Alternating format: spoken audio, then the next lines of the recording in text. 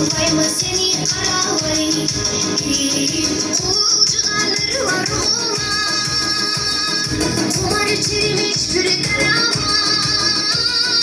Bulakların sayda şıldırak, Bulunların dalları kurak. Kaysı mezgi bulsa da meyli, Karab turgun gelip tuncurak. Gözümde canım benim, gözüm benim canım, Ömür var adım sana, ölgün Kırgızstanım. Büyük işte canım benim, güldür iş bağım, Çürük duvarlarım, cerim Kırgızstanım.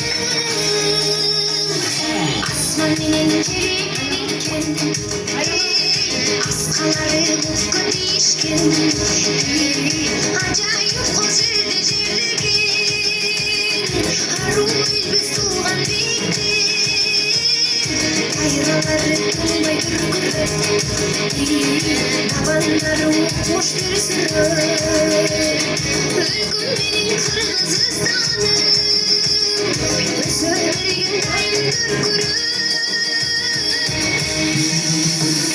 Özümde canım benim, özüm benim canım, Ömür var adım sana, ölgün Kırgızstanım. Büyük işte canım benim, güldür iş bağım, Çürük duvarlarım, cerim Kırgızstanım.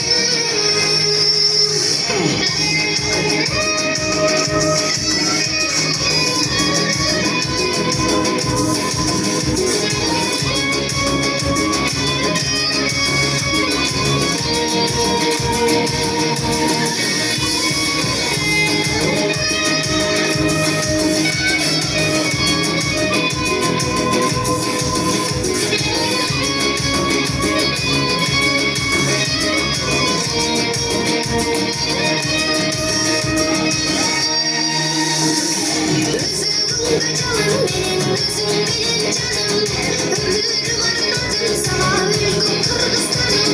Büyük işte canım benim, güldür iş bağım, Çürük duvarlarım sana, cerim Kırgızstanım.